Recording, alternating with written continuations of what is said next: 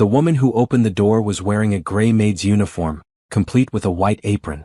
Her hair was pulled back in a tight bun, and her hands were red and cracked from cleaning solutions. She looked 20 years older than she should have. It took me 3 full seconds to recognize my own mother. "Baby," Ruth whispered, her eyes filling with tears. "You're home." I stood there on the porch of the $1.5 million house I had bought 6 years ago, the house I had purchased specifically for my mother to live in comfort while I worked abroad, and I could not process what I was seeing. The front garden was immaculate. The windows sparkled. Everything looked perfect from the outside. But my mother was dressed like hired help in her own home. "Mom," I said slowly, my luggage still in my hands. "What are you wearing? Why are you dressed like that?" Before she could answer, a voice called from inside the house. A male voice I recognized immediately. Ruth, who was at the door. Did the grocery delivery come already? My husband Trevor appeared in the hallway behind my mother.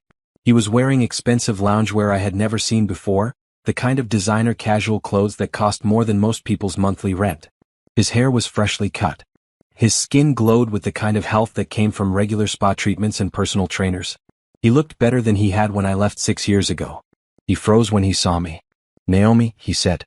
"Just my name. Nothing else." Then another woman appeared behind him.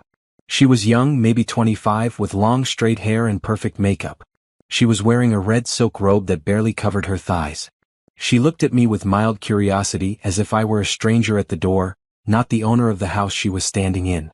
"Who is this?" the woman asked Trevor. I felt something inside me crack. Not break, because breaking would have been too clean. This was more like a slow splitting, like ice forming in my chest and spreading through my entire body.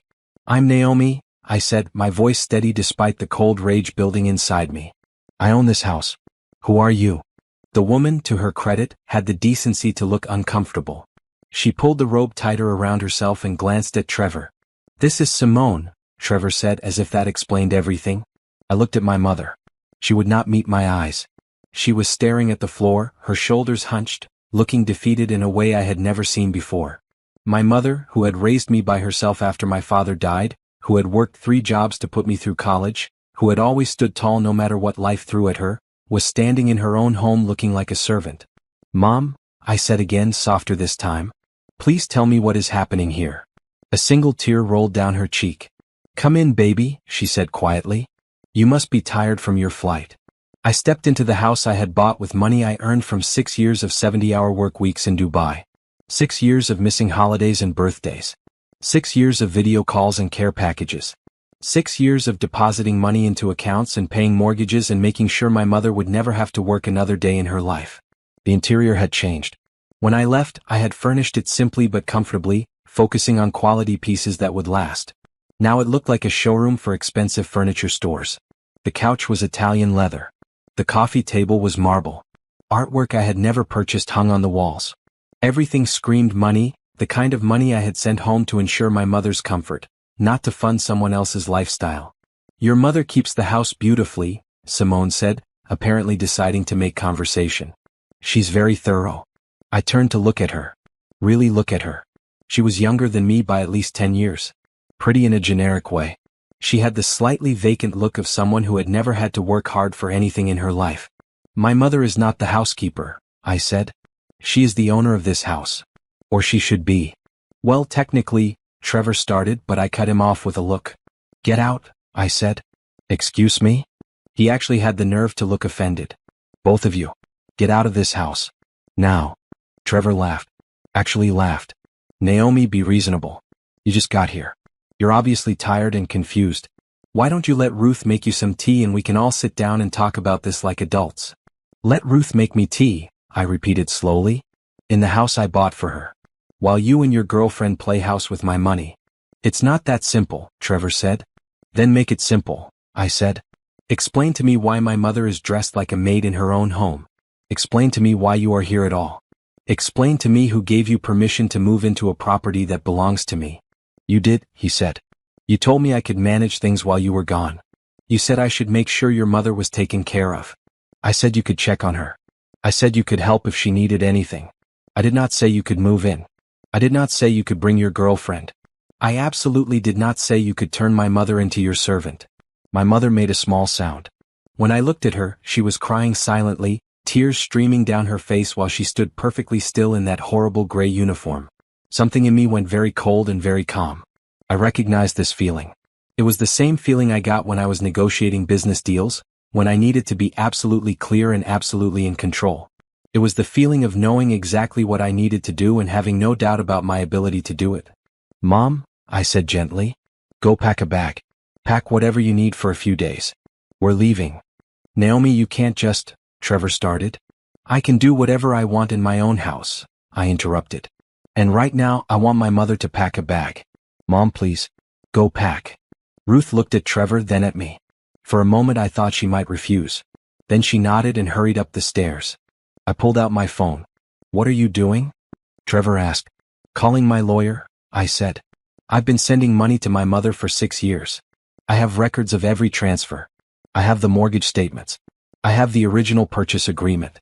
I want to know how you ended up living here like you own the place." "I'm your husband," Trevor said. "What's yours is mine. That's how marriage works." "That's not how my marriage works," I said. "We never combined our finances. Every asset I have is in my name only.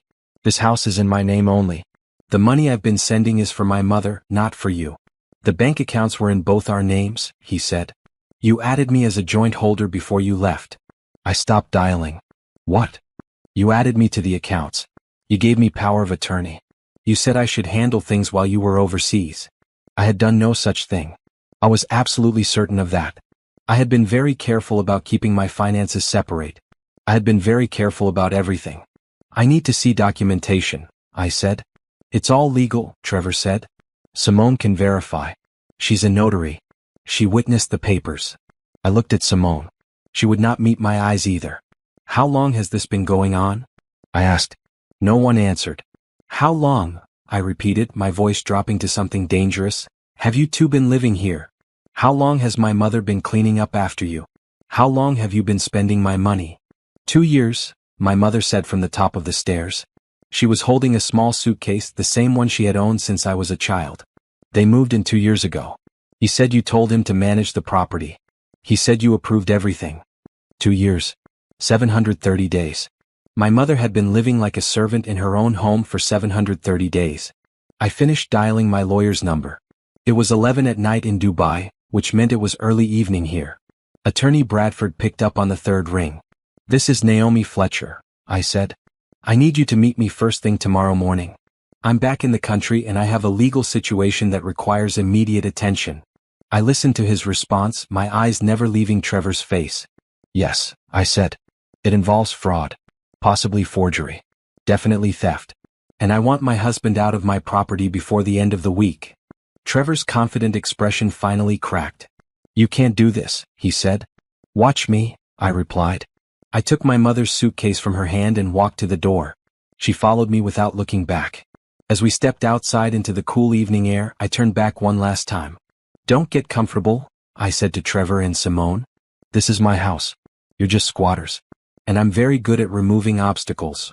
I closed the door on his protest and helped my mother into the car I had rented at the airport. She was shaking. "I'm sorry," she whispered. "I'm so sorry, baby. I should have called you. I should have told you what was happening." "This is not your fault," I said firmly. "None of this is your fault. But I need you to tell me everything. I need to know exactly what he did." She nodded, wiping her eyes. As I drove away from the house I had purchased with my own hard-earned money, the house that was supposed to be my mother's sanctuary, I made a promise to myself. Trevor had made a mistake. He had underestimated me. He thought I would be too tired, too confused, too overwhelmed to fight back. He was wrong. I had spent 6 years building a career in one of the most competitive business environments in the world. I had negotiated with millionaires and billionaires. I had learned to be ruthless when necessary, strategic always, and patient when patience served me. Trevor had no idea what he had just started. But he was about to find out. Justice was coming. And I was bringing it personally. The hotel suite I booked was clean and comfortable, nothing like the house I had left behind but sufficient for our needs. My mother sat on the edge of one of the double beds, still wearing that gray uniform. I wanted to burn it. "Let's get you out of those clothes," I said, opening her suitcase. Inside were more Maid uniforms, all neatly folded. 3 gray dresses, white aprons, sensible black shoes. Nothing else. No regular clothes. No personal items beyond a toothbrush and some basic toiletries. My hands started shaking. Mom, where are your other clothes? Where are the things I sent you? She looked down at her lap. He sold them. Trevor said they were taking up too much space. He had a consignment store come and take everything. The jewelry you sent for my birthday. The designer handbags. The nice dresses. Everything. I sat down next to her, trying to control my breathing. Trying not to let the rage show because my mother needed me to be calm right now. Start from the beginning, I said. Tell me everything. Ruth took a deep breath. It started about 2 years ago. You had been gone for 4 years at that point. Trevor would visit sometimes like you asked him to. Just checking in, making sure I was okay. He was always very polite. Very helpful. And then one day he showed up with suitcases. He said you had called him. He said you were worried about me being alone in such a big house. He said you wanted him to stay there and keep me company. He showed me texts from your phone number. Messages saying he should move in and manage the property. I never sent those texts. I know that now, she said softly. But I believed him then. Why wouldn't I? He was your husband. I thought you two had talked about it. When did Simone arrive? About 6 months later. Trevor said she was his business partner. He said they were working on real estate investments together and it made sense for her to stay there too. He put her in one of the guest rooms. But they're together now. When did that happen? My mother's face flushed with shame. I don't think it happened, baby. I think they were always together. I think I was just too trusting to see it. Within a few months, she had moved into the master bedroom with him. Your old bedroom. The master bedroom. The room I had carefully decorated before I left. The room where I had imagined coming home to someday. And the maid uniform? I asked. That came gradually. First, Trevor asked if I could help out around the house. Just small things, he said. Washing some dishes. Doing some laundry. He said since I was living there for free, it was only fair to contribute. I didn't mind at first. It gave me something to do. But you weren't living there for free. I was paying the mortgage. I was sending money every month. I didn't know that, Ruth said. Trevor told me you had stopped sending money. He said you were having financial problems at work. He said you couldn't afford to support me anymore and that's why he had to move in, to help with the expenses. The lies were so calculated. So deliberate. Every piece designed to manipulate and control. What happened to the money I was sending? He was taking it. Every transfer you made, he was intercepting. He had set up some kind of redirect on the accounts. I didn't know about any of it until you showed up tonight. I pulled out my phone and opened my banking app. The international transfers I had been making religiously every month for 6 years. $12,000 a year. $72,000 total. All of it marked as received. The uniforms? I prompted gently.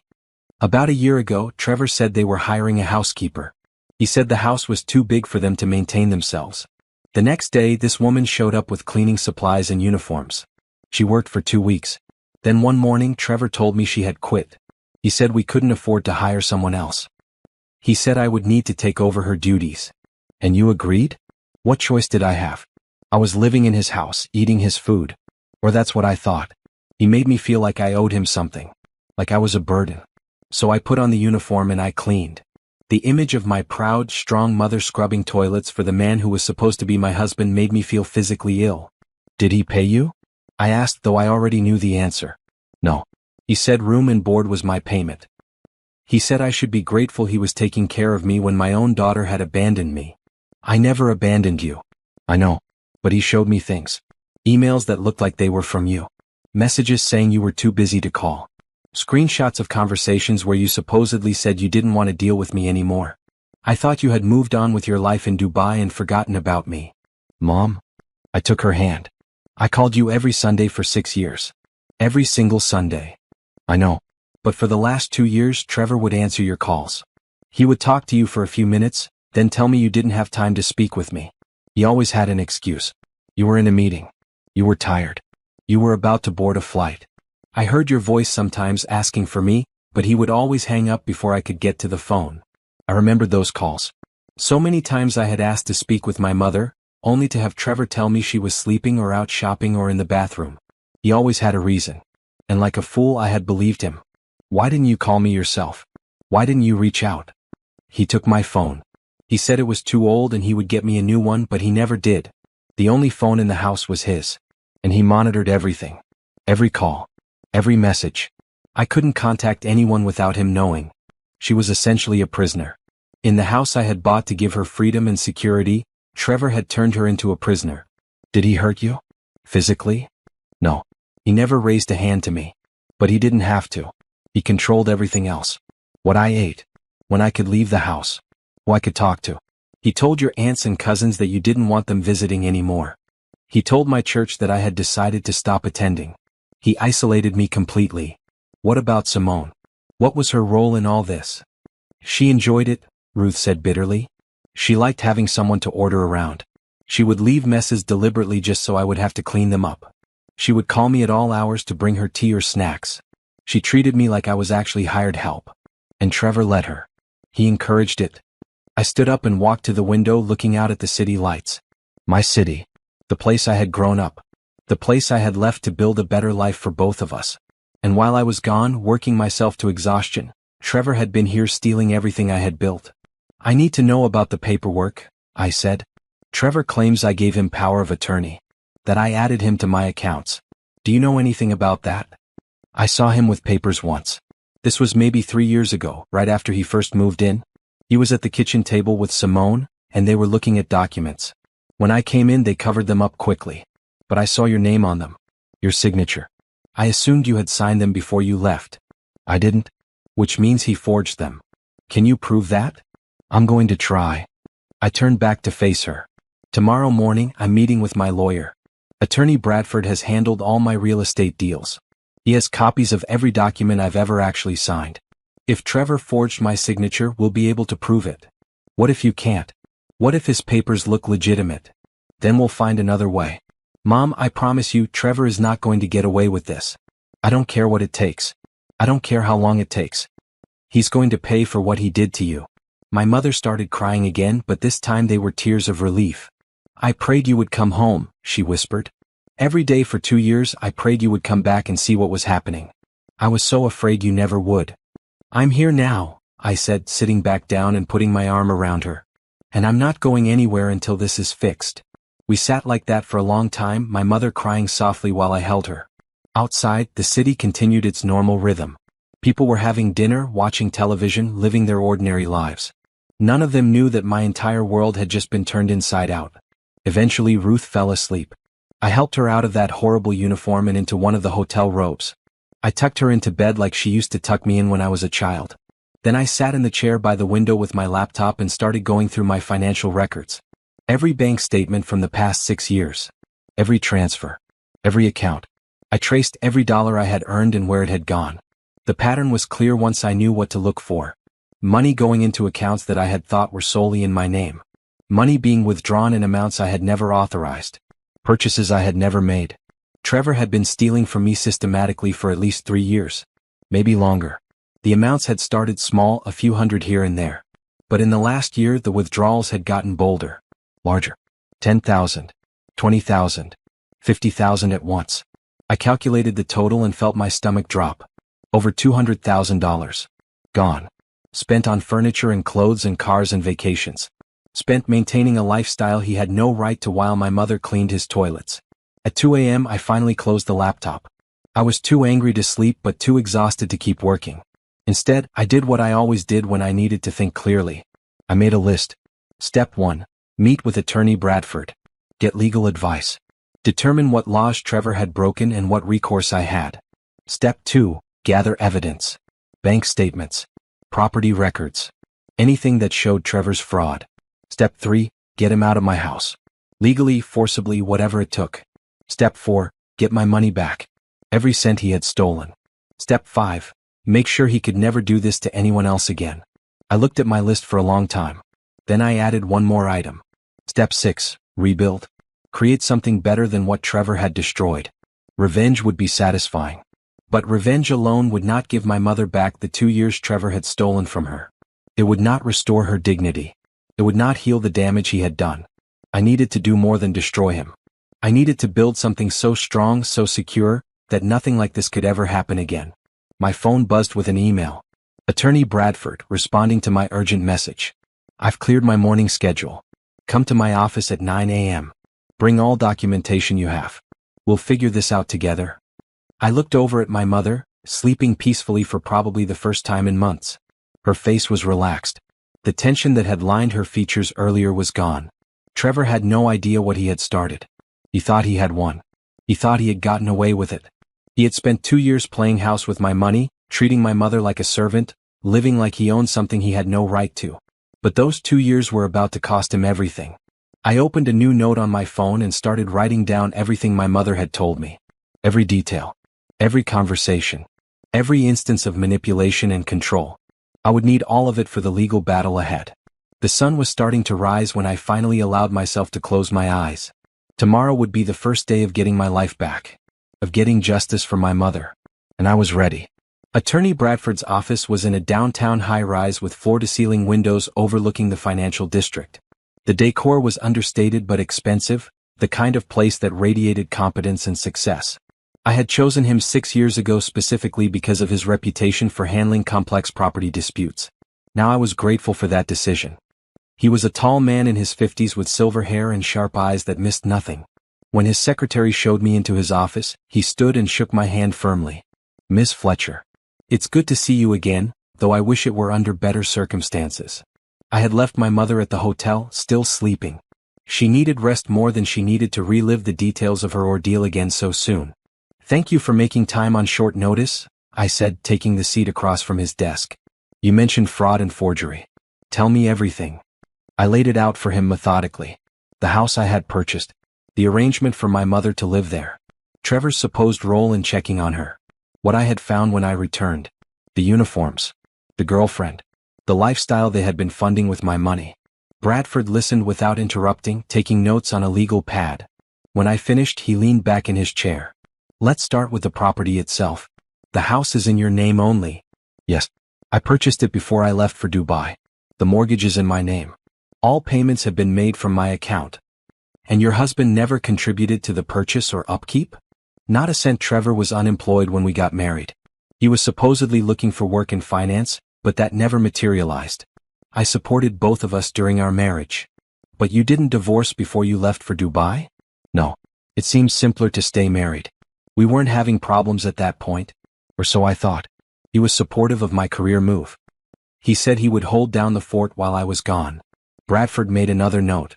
"Did you give him any legal authority? Power of attorney? Access to your accounts?" "Absolutely not. I was very careful about that. All my accounts were in my name only. I never added him as a joint holder. I never gave him signing authority." "But he claims you did." "He says he has documents showing I gave him power of attorney and added him to my accounts. He says his girlfriend witnessed the papers as a notary." "That's convenient," Bradford said dryly. "Do you have any of the original paperwork for your accounts? The signature cards? The initial agreements?" I pulled out a folder I had grabbed from my hotel room safe. "I have everything. Every document I ever signed regarding my property and finances. I keep copies of everything." Bradford took the folder and began going through it carefully. He spent several minutes examining my signature on various documents, comparing them against each other. "Your signature is consistent across all of these," he said. "Very distinctive. That will make proving forgery easier if it comes to that. What do I need to do?" "First, we need to secure your assets immediately. I want you to go to your bank today and inform them of potential fraud. Have them freeze any accounts that Trevor has access to. Request copies of any documents he used to gain that access. If he forged your signature, the bank will have the evidence." "What about the house?" "The house is yours. You have clear title. But removing him from the property will require proper legal procedure. You can't just change the locks and force him out, even though it's your house. That could open you to liability. So what do I do?" "We file for immediate possession based on the fact that he has no legal right to be there. We also file a restraining order if necessary.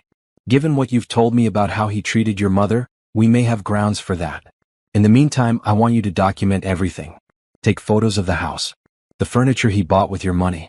The condition your mother was living in. Everything." "I can do that. We also need to file a police report. What Trevor did constitutes identity theft at minimum, possibly more serious fraud charges. The criminal aspect will strengthen our civil case." "Will they investigate?" "If we present them with enough evidence, yes. Financial crimes are taken seriously, especially when they involve forgery and theft of this magnitude. Bradford pulled out a calculator and started tallying numbers based on the figures I had given him. Based on what you've told me, Trevor has stolen over $200,000 from you. That's a felony. Add in the forged documents, the identity theft, and the emotional abuse of your mother, and we're looking at significant criminal liability.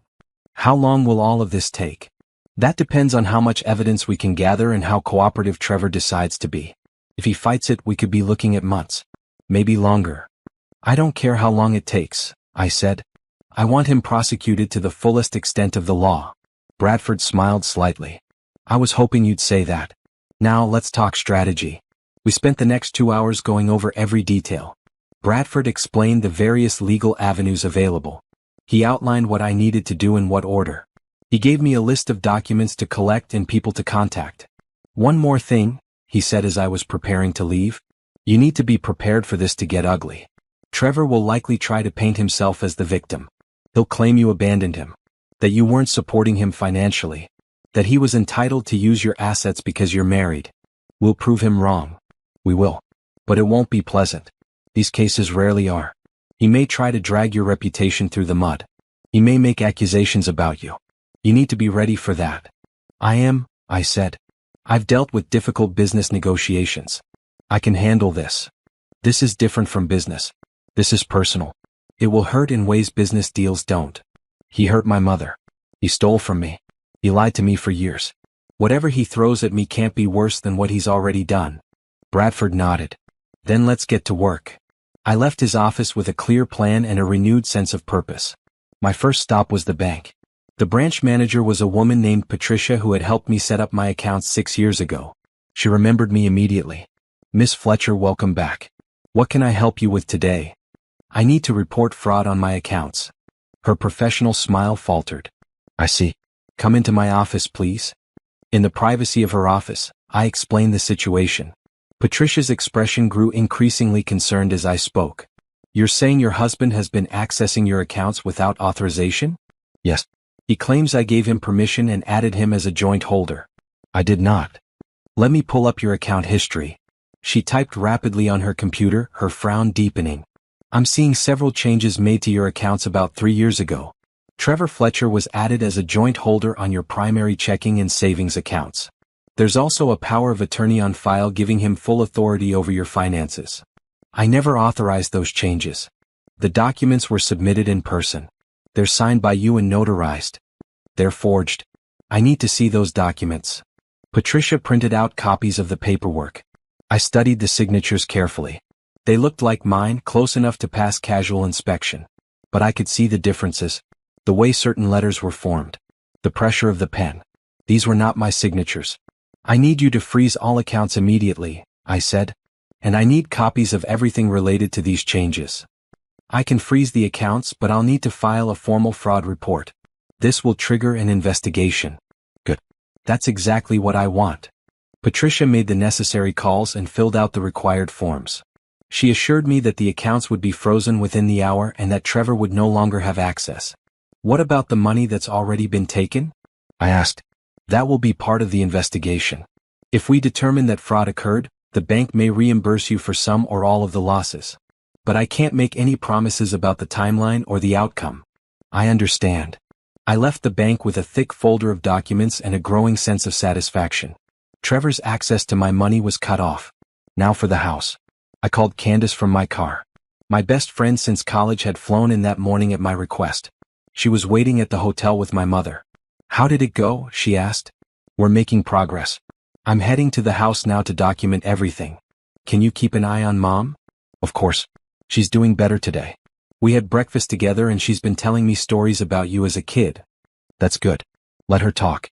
She needs to remember that she has a life outside of what Trevor put her through. Naomi, are you sure you want to go back there alone? What if Trevor gets aggressive? He won't.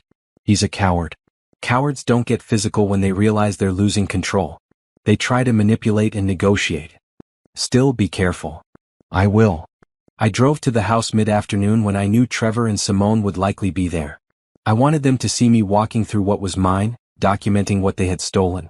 Sure enough, Trevor's car was in the driveway. An expensive luxury sedan I had never seen before. I checked the registration online and found it was leased in his name using my credit. Another theft to add to the list. I walked up to the front door and used my key. It still worked. Trevor hadn't changed the locks yet. He was in the living room, lounging on that expensive Italian leather couch. Simone was there too, painting her nails. They both looked up in surprise when I entered. "You can't just walk in here," Trevor said, standing up. "Actually, I can. It's my house. We talked about this. I have legal rights as your husband. You have a legal obligation to not commit fraud. Your rights ended when you forged my signature." His face paled slightly. "I don't know what you're talking about." "The bank does. I spent the morning with them. They've frozen all accounts. You no longer have access to my money." Simone stopped painting her nails. "Trevor? It's fine," he said, though his voice was tight. "She's bluffing." "Try to access the accounts," I said. "Go ahead. You'll find you can't." Trevor pulled out his phone and opened his banking app. I watched his expression change as he realized I was telling the truth. "You can't do this," he said. "I already did. Now, I'm here to document everything you've bought with my money. Every piece of furniture. Every decoration. Every item in this house that wasn't here when I left. My lawyer needs a complete inventory for the lawsuit." "Lawsuit?"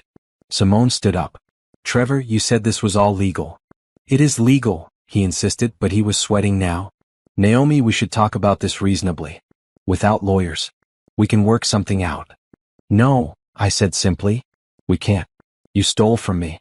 You abused my mother. You forged legal documents. This isn't a misunderstanding. This is a crime." I pulled out my phone and started taking photos. The living room. The furniture. The artwork. I moved through the house methodically, cataloging everything. In the master bedroom, I found my mother's old room had been converted into a storage space for Simone's clothes. Racks of designer dresses. Shelves of expensive shoes. All bought with my money. "You need to leave," Trevor said, following me. "You're making Simone uncomfortable." "Simone can leave anytime she wants. In fact, I recommend it. When the police get involved, which they will, she's going to be charged as an accessory." "Police?" Simone's voice was shrill now. "Trevor, you said there wouldn't be any problems." "There won't be," he said, but he didn't sound confident anymore. I continued my documentation. The home office where Trevor had apparently been running his business. The garage where he kept expensive tools and sports equipment.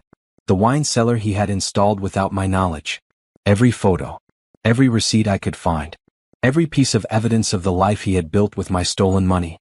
"How long did you think you could get away with this?" I asked him. "I wasn't getting away with anything. This is my house too. Community property. I'm entitled to half of everything." "Wrong. This house was purchased before you had any claim to my assets. And even if it wasn't, forging documents and stealing money isn't community property. It's theft." I finished my documentation and headed for the door. Trevor followed me. "Naomi, wait. Let's talk about this. We can work something out. You don't have to involve lawyers and police. We're still married. We can fix this." "No," I said, turning to face him. "We can't. You know why? Because I don't want to. You hurt my mother. You stole from me. You lied to me for years. There's nothing to fix. There's only justice to be served." "I'll fight this," he said. "I'll drag you through court for years. I'll make this so expensive and time-consuming that you'll wish you'd just let it go." "Try it," I said. "I have more money than you. Better lawyers than you. And most importantly, I have the truth on my side. You're going to lose, Trevor. The only question is how badly." I left him standing in the doorway of the house he would soon lose. As I drove away, I called Bradford again. "I have the documentation," I said. "Photos of everything. I also have confirmation from the bank that the documents were forged." "Good. I'll start drafting the civil suit. I'm also going to coordinate with the district attorney's office about criminal charges." "How soon can we move on the house?" "I'll file for emergency possession first thing tomorrow morning. If the judge agrees, and I think he will given the circumstances, Trevor will have to vacate within days." "Perfect. Naomi, one more thing. You're doing great so far. You're staying calm, staying focused, staying legal. Keep that up. Don't let him provoke you into doing something rash." "I won't. I'm too angry to be rash. I'm angry enough to be methodical." Bradford chuckled. "That's exactly the right attitude. I'll call you tomorrow with updates." I hung up and drove back to the hotel. My mother and Candace were in the sitting area, having tea. Ruth looked better today. Some color had returned to her face. She was wearing clothes I had bought her that morning, simple but nice. Comfortable. Her own. How did it go? She asked. We're winning, I said. And we're going to keep winning. For the first time since I had returned home, I allowed myself to feel hopeful. Trevor had built his house of cards with my stolen money. Now I was going to knock it down one piece at a time. And I was going to enjoy every minute of it. The emergency hearing was scheduled for 2 days later. Attorney Bradford had moved fast, filing multiple motions at once. Immediate possession of the property. Restraining order.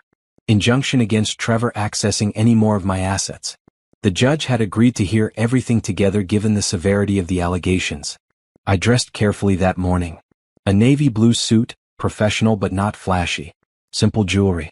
Hair pulled back. I wanted to look like someone who took this seriously, someone who was credible and competent. Someone who could not be easily dismissed. My mother and Candace came with me for support. Ruth was nervous, fidgeting with her purse as we sat in the courthouse waiting room. What if the judge doesn't believe us? She asked. The judge will believe the evidence, I said. And we have plenty of that. Attorney Bradford arrived carrying 2 briefcases full of documents. He looked confident, which made me feel better.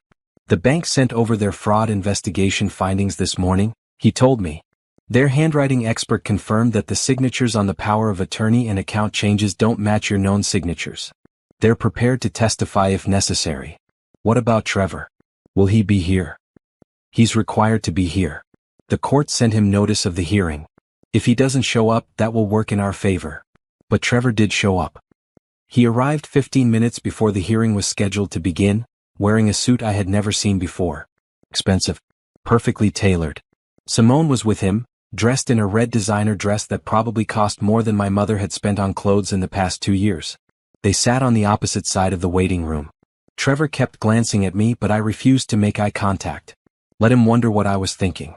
Let him worry. When they called our case, we all filed into the courtroom. The judge was a woman in her 60s with gray hair and reading glasses. Judge Morrison, according to the nameplate on her bench. She looked at the thick stack of filings in front of her and sighed. This is quite a mess you've brought me, she said. Let's try to sort through it efficiently. Attorney Bradford, you're representing Ms. Fletcher? Yes, Your Honor. And Mr. Fletcher, do you have representation? Trevor stood. I'm representing myself, Your Honor. Bradford and I exchanged a glance. That was either very stupid or very arrogant. Probably both. Very well, Judge Morrison said. Ms. Fletcher, you're seeking immediate possession of a property located at 1847 Maple Drive. Can you establish your ownership of this property? Bradford stood. Yes, Your Honor. He submitted the deed, the mortgage documents, the purchase agreement. All clearly showing that I was the sole owner of the property. And Mr. Fletcher, you're currently residing at this property? Yes, Your Honor. It's my marital home. Ms. Fletcher and I are married, which gives me legal rights to reside there. Normally, yes, Judge Morrison said. But Ms. Fletcher claims you obtained access to the property through fraud. She also alleges that you've been engaging in financial crimes. Those are serious accusations. They're false accusations, Your Honor. My wife is upset because I've been managing our assets while she was working overseas. She's confused about the arrangements we made. I'm not confused, I said. Judge Morrison looked at me. Miss Fletcher, you'll have a chance to testify.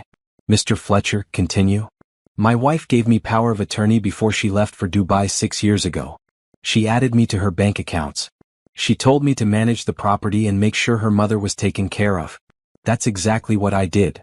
Your Honor, Bradford interjected. We have evidence that the power of attorney Mr. Fletcher is referring to was forged. The bank has confirmed that the signatures don't match Miss Fletcher's known signature. May I see this power of attorney? Judge Morrison asked. Trevor handed over a document. Bradford provided copies of my legitimate signatures for comparison. The judge studied them carefully, her expression growing more stern. Mr. Fletcher, these signatures do look quite different. Signatures vary, Your Honor. Especially when signing different types of documents. Not this much they don't. Miss Fletcher, when did you allegedly sign this power of attorney? I didn't sign it at all, Your Honor. I never gave my husband power of attorney. I never added him to my bank accounts. I was very careful to keep my finances separate. Why would you do that if you trusted your husband? Because I wanted to protect the assets I was working hard to build. I had specific plans for that money, including purchasing a home for my mother. Adding anyone else to my accounts would have complicated those plans. Your Honor, Trevor said, My wife is trying to rewrite history. She gave me full authority to manage things while she was gone. Now she's regretting it and trying to claim fraud. Then you won't mind if we have a handwriting expert examine these documents more closely, Judge Morrison said. Trevor's confident expression flickered. That seems unnecessary. I disagree. I'm ordering a formal handwriting analysis. In the meantime, let's discuss the condition in which Miss Fletcher found the property when she returned. Miss Fletcher, you claim your mother was being treated as a servant? Yes, Your Honor. I gestured to Ruth. My mother was living in the house wearing a maid's uniform, cleaning and cooking for my husband and his girlfriend. Girlfriend? Judge Morrison looked at Trevor. You're living with another woman in the marital home? Simone is my business partner, Trevor said quickly. Your business partner who sleeps in your bedroom? I asked. Order, Judge Morrison said, but she was looking at Trevor with clear disapproval. Mr. Fletcher, are you in a relationship with this woman? That's not relevant to this case, Your Honor. Actually, it is. If you're living with another woman in a home that doesn't belong to you, while forcing your mother-in-law to work as unpaid domestic help, that speaks to your character and your credibility. I didn't force anyone to do anything. Ruth volunteered to help around the house. Your Honor, Bradford said. We have testimony from Ruth Fletcher describing systematic abuse and control. Mr. Fletcher isolated her from friends and family. He took her phone. He intercepted communications from her daughter. He created a situation where she felt she had no choice but to comply with his demands. These are lies, Trevor said, his voice rising. Ruth is elderly. She's confused. She doesn't remember things correctly. I remember perfectly well, Ruth said quietly from her seat. You told me my daughter had abandoned me. You made me feel worthless. You treated me like a servant in my own home. Judge Morrison held up a hand. We're going to address all of this properly. But first, I need to make a determination about the immediate possession issue. Miss Fletcher, why do you need emergency possession? Why can't this wait for a full hearing? Because every day my husband remains in that house, he's continuing to benefit from stolen property. He bought furniture and decorations with my money. He's living a lifestyle he has no right to. And I want my mother to be able to return to her home without fear. Mr. Fletcher, do you have any legal basis for remaining in the property? Community property laws, Your Honor. I'm entitled to half of all marital assets. That property was purchased before your marriage gave you any claim to it. And even if it was community property, that doesn't give you the right to reside there exclusively while preventing the actual owner from doing so. I'm granting Miss Fletcher's motion for immediate possession. Trevor's face went red. You can't do that. I just did. You have 48 hours to vacate the premises. You may take your personal belongings but nothing else. Any property you purchased with Miss Fletcher's money remains in the house. This is outrageous, Trevor sputtered. What's outrageous is that you apparently forged legal documents and stole over $200,000 from your wife. Which brings me to the restraining order request. Miss Fletcher, what concerns do you have about Mr. Fletcher's behavior? I'm concerned he'll try to take revenge for losing access to my money. I'm concerned he'll try to intimidate my mother. I want legal protection. Granted. Mr. Fletcher, you are to have no contact with Miss Fletcher or her mother except through attorneys. You are not to come within 500 feet of either of them. You are not to contact them by phone, email, or any other means. Do you understand? This is ridiculous, Trevor said. You're taking her word over mine. I'm taking the evidence over your denials. This hearing is adjourned. Mr. Fletcher, you have 48 hours. If you're not out of that house by then, the sheriff will remove you. Judge Morrison gathered her papers and left the bench. Trevor stood there looking stunned. Simone was crying quietly next to him. I felt a wave of satisfaction wash over me. Not happiness exactly. Just a sense that justice was beginning to work. That went well, Bradford said as we left the courtroom. Better than well, I said. He's out. He'll appeal, Bradford warned. He'll try every legal maneuver he can think of. This isn't over. I know. But it's a start. That evening, Bradford arranged for a locksmith to meet us at the house. We arrived at 6 p.m. right on schedule. Trevor's car was still in the driveway. The locksmith, a cheerful man named George, got to work immediately. He changed every lock on every door. Front door, back door, garage door, side entrance. New keys. New codes. Complete security. Trevor came outside while George was working. You can't do this, he said. Actually, I can, I replied. The judge gave me possession. You have 48 hours to collect your things and leave. Where am I supposed to go? That's not my problem. This is my home. No, I said firmly. This was never your home. This was my investment. My property. You were just squatting here. Simone appeared behind him, carrying a suitcase. She looked scared. Trevor, let's just go, she said. We'll figure something out. No. This is my house. I'm not leaving. You heard the judge, Bradford said. You have 48 hours. If you're not gone by then, the sheriff will physically remove you. Don't make this harder than it needs to be. Trevor looked at me with pure hatred. You're going to regret this. Is that a threat? Bradford pulled out his phone. Because I'm recording this conversation, and any threats you make will be reported to the judge. Trevor's mouth snapped shut. 48 hours, I repeated. And Trevor? Take only what's yours. If I find out you've stolen anything else, I'll add it to the charges. We left him standing there. As we drove away, I felt my mother's hand slip into mine. You did it, she said softly. You got our house back. Not yet, I said. But we will. Soon. The next 2 days were tense. I stayed at the hotel, afraid that if I was at the house Trevor might do something stupid. Bradford had advised patience, and I was learning that patience was part of the revenge process. On the afternoon of the second day my phone rang. It was the sheriff's office. Miss Fletcher? This is Deputy Williams. We're at your property to ensure Mr. Fletcher's compliance with the court order. He's currently loading his belongings into a moving truck. Is he cooperating? Yes, ma'am. He's not happy about it, but he's not causing trouble either.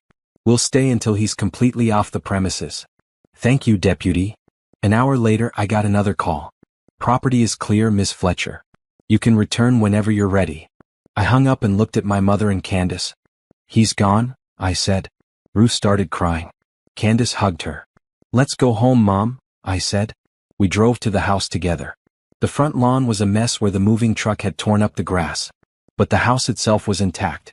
I used my new key to open the front door. Inside, the furniture Trevor had bought was still there. The Italian leather couch. The marble coffee table. The expensive artwork. All of it evidence of theft, but also all of it now mine. My mother walked through the room slowly, touching things carefully as if she couldn't quite believe it was real. I'm home, she whispered. I'm really home. You're home, I confirmed.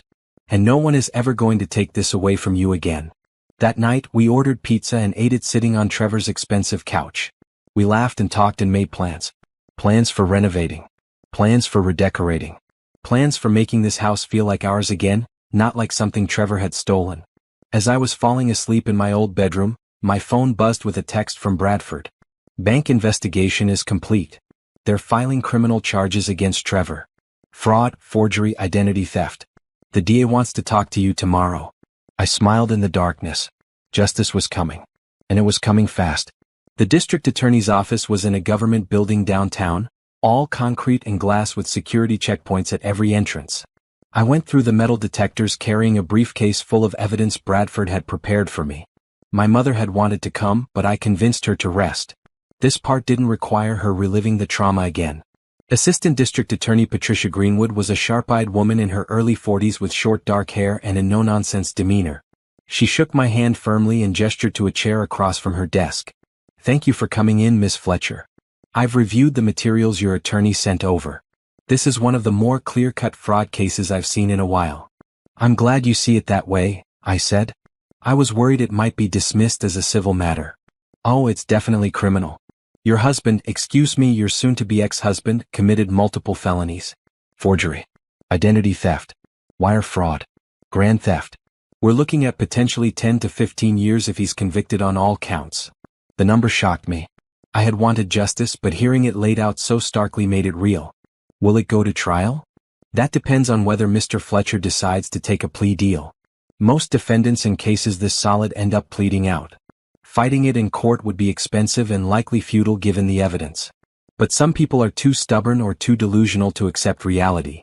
Trevor is both of those things, I said. ADA Greenwood smiled slightly. So I've gathered. Now I need to take your formal statement. Walk me through everything from the beginning. I spent the next 2 hours detailing my relationship with Trevor. How we met. How he had always seemed interested in my financial success more than in me as a person, but I had been too focused on my career to notice. How he had been supportive of my move to Dubai, perhaps too supportive in retrospect. How I had been careful about keeping our finances separate.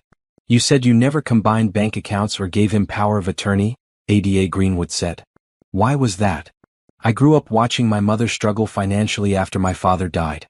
I learned early that you can't rely on anyone else to protect your financial security. I loved Trevor, or thought I did, but I wasn't naive enough to think love meant giving someone complete access to everything I had earned. Smart. That kind of caution is rare. It should be more common, I said. Especially for women. We're taught that not trusting your partner with money means you don't really love them. That's nonsense.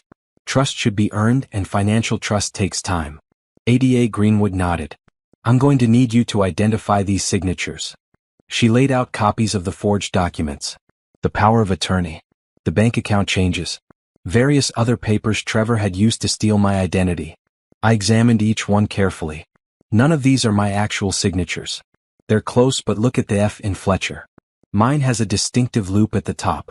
These don't. And the N in Naomi, mine always has a little tail at the bottom. These are too round. The bank's handwriting expert said the same thing. We also pulled surveillance footage from the bank branch where these documents were submitted. Want to guess who's on the tape? Trevor. And Simone. She's the one who notarized the documents. Turns out her notary license expired 2 years ago. So not only are the signatures forged, but the notarization itself is fraudulent. Can you charge her too? We're considering it. Her attorney has already reached out about a cooperation deal. If she testifies against Trevor, we might reduce her charges to a misdemeanor. I want her charged, I said. She wasn't just a passive bystander. She participated actively in the fraud. She lived in my house, treated my mother like a servant, and enjoyed the benefits of stolen money. She's just as guilty as Trevor. Ada Greenwood studied me for a moment. You're angrier at her than at him. I'm angry at both of them. But yes, her betrayal feels worse in some ways. She's a woman. She should have understood what it meant to exploit another woman, especially an elderly woman with no power to fight back. Instead, she participated gleefully. Well, whether we offer her a deal or not, the evidence against Trevor is solid without her testimony. But having her turn on him would make the case even stronger. Do what you need to do legally, I said. I trust your judgment on the strategy. I just want to make sure Trevor faces real consequences. He will. I promise you that. We continued going through evidence for another hour. Ada Greenwood wanted every detail, every document, every timeline verified. She was thorough and I appreciated it. One last thing, she said as I was preparing to leave. Trevor's attorney is going to try to paint this as a marital dispute. He's going to claim you're vindictive, that you're trying to punish him for the relationship with Simone, that the financial arrangements were legitimate. Let him try. The evidence speaks for itself. It does. But juries can be unpredictable. They sometimes sympathize with defendants, especially if the defendant is charming or seems remorseful. I need you to be prepared for that possibility. I am. But I'm also prepared to fight. Trevor underestimated me once. He's not going to get a second chance. I left the DA's office feeling energized rather than drained. The criminal case was moving forward. Trevor would face charges. Justice was happening. My phone rang as I was walking to my car. Attorney Bradford. Naomi, we have a problem. My stomach dropped. What kind of problem? Trevor filed for divorce this morning. He's claiming he's entitled to half of all marital assets, including the house. He's also requesting spousal support. I stopped walking. Spousal support? After what he did. He's claiming that he supported you emotionally during your marriage and that his career suffered because he was managing your properties and caring for your mother. He wants $25,000 a month in alimony. For a moment I could not speak. The audacity of it was breathtaking. He wants me to pay him for stealing from me? Essentially, yes. It's a common tactic in contentious divorces. He's trying to use the legal system to continue his theft under the guise of legitimate claims. What do? We fight it. You have a prenuptial agreement, correct? No. We got married quickly. I didn't think I needed one because I was careful about keeping things separate. Bradford sighed. That complicates things. Without a prenup, we'll have to argue that his actions constitute a waiver of any marital rights he might have had. The criminal charges will help with that argument. How long will this take? Months at minimum. Maybe a year or more if he decides to drag it out. And he will drag it out, Naomi.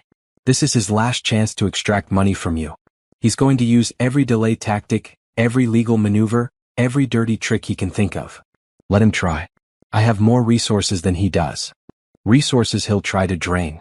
The longer this goes on, the more expensive it gets. That's part of his strategy. Make it so costly that you'll eventually settle just to make it stop. I won't settle. I thought you'd say that. Okay, here's what we do. We immediately file a response denying all his claims. We countersue for the stolen money. We present evidence of fraud to undermine any sympathy the judge might have for him. And we move fast to limit his ability to delay. Whatever it takes. That evening, I sat down with my mother and Candace to tell them about the new developments. He's really asking you to pay him? Candace said incredulously. After everything he did? Apparently. His lawyer thinks he can spin this as me being the bad guy. That's insane, my mother said. You're the victim here. That's what we're going to prove. But it's going to be a long fight. I'll testify, Ruth said immediately. I'll tell the judge exactly what he did to me. How he treated me.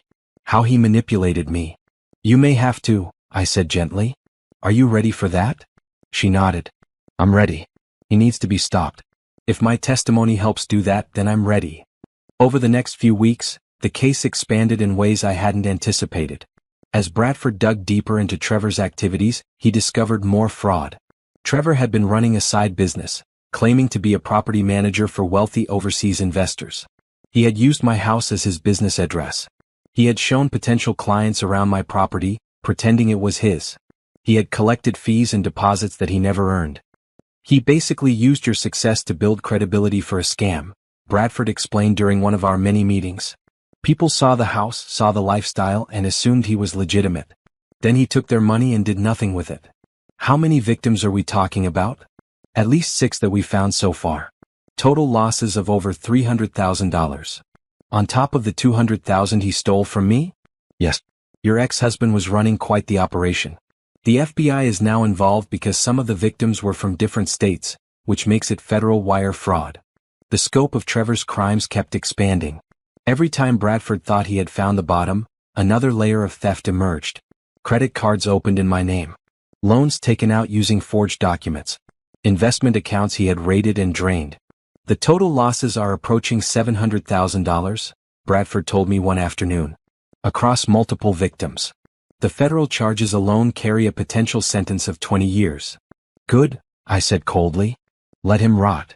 Bradford looked at me with something like concern. Are you okay? I know this is a lot to process. I'm fine. I'm angry, but I'm fine. Every new thing we discover just confirms that leaving him was the right choice. Destroying him legally is the right choice. Just remember, Naomi, revenge won't make you feel better in the long run. Justice will, but revenge is different. This isn't revenge, I said. This is accountability. There's a difference. But I knew in my heart that it was both. I wanted Trevor to face justice for what he had done. But I also wanted him to suffer. I wanted him to feel a fraction of the pain and humiliation he had inflicted on my mother. I wanted him to understand what it meant to have everything taken away. Maybe that made me a bad person. I didn't care.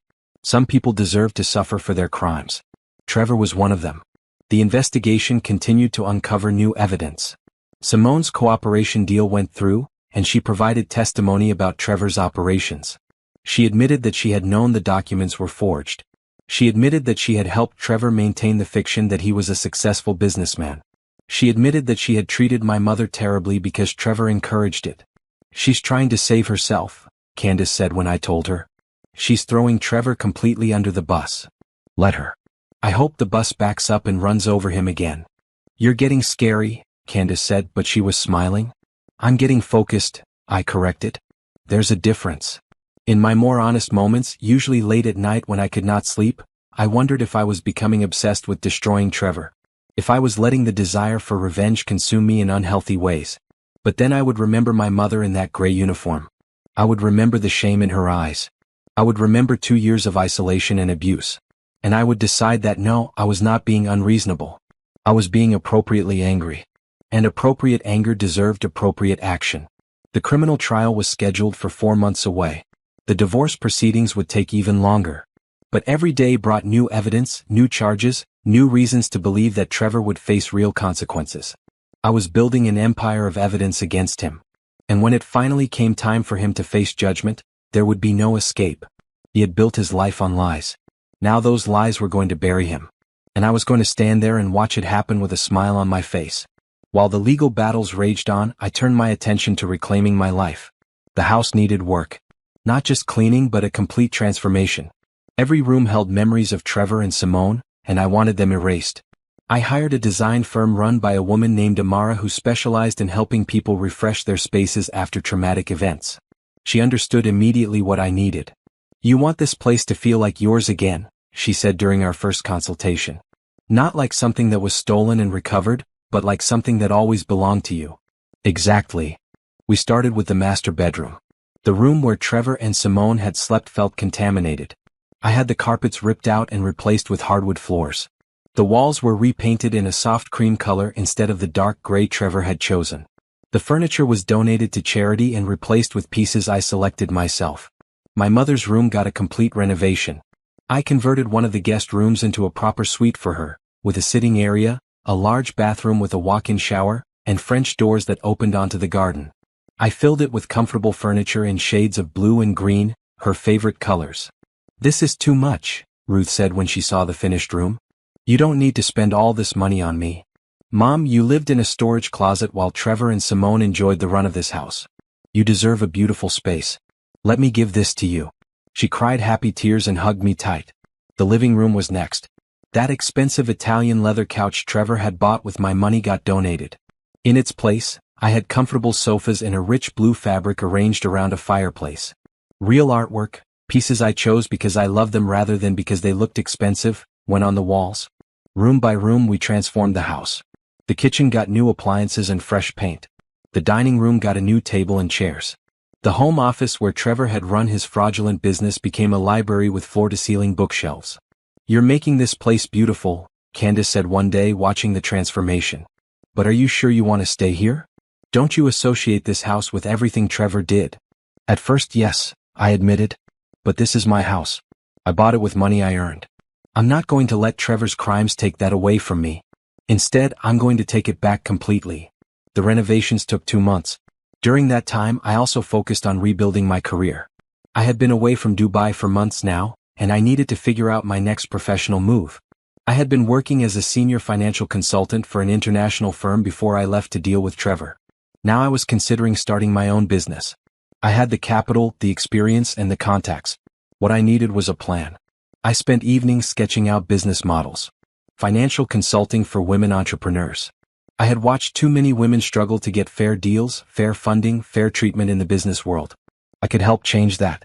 Candace, who ran her own marketing firm, offered to help with the business plan. "You're going to be amazing at this," she said as we worked through the details one evening. "You have the skills, the network, and the passion. Plus, you understand what it's like to be financially betrayed.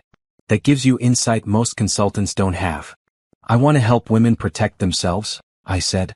"I want to teach them how to keep their finances separate, how to recognize red flags, how to build wealth that can't be stolen." "That's a mission," Candace said. "Not just a business. That's even better." 6 weeks after I kicked Trevor out of the house, I registered my business. Fletcher Financial Consulting. The name felt right. My name, my business, my rules. My first client was a woman named Isabel who had contacted me through a referral. She was going through a divorce and worried her husband was hiding assets. "My lawyer says I need a financial expert who can track the money trail," she explained during our first meeting. "Someone recommended you. They said you had personal experience with this kind of situation." "I do," I confirmed. "And I can help you find what your husband is hiding. Men like that think they're clever but they always make mistakes." I spent 3 weeks digging into Isabel's finances. Her husband had been systematically moving money into offshore accounts, hiding business income, undervaluing assets. Classic tactics. Tactics I recognized because they were similar to what Trevor had tried to do to me. By the time I was finished, I had documented over $400,000 in hidden assets. Isabel's attorney used my findings to secure a much better settlement than her husband had been offering. "You saved me," Isabel said, crying with relief after the case settled. "I thought I was going to lose everything." "You're not going to lose anything," I told her. "You're going to get what you deserve." Word spread. More clients came. Women who were being financially abused by partners. Women who needed help protecting their assets. Women who were starting businesses and needed guidance on keeping their finances secure. I hired 2 assistants to help manage the workload. Then I brought on another consultant, a forensic accountant named Terry who had left his corporate job to do more meaningful work. I spent 15 years helping rich people hide money from their ex-wives, he told me during his interview. I'm done with that. I want to help the people being victimized instead. You're hired. Within 3 months, Fletcher Financial Consulting had a full roster of clients and a waiting list. We were making a real difference in people's lives, helping them reclaim financial security and independence. My mother helped with the business too. She managed the office, scheduled appointments, and served as a compassionate presence for clients who were going through trauma. You're so good at this, Mom, I told her one day, watching her comfort a client who was crying after discovering her husband had bankrupted their family business. I understand what they're going through, Ruth said simply. I know what it's like to feel powerless.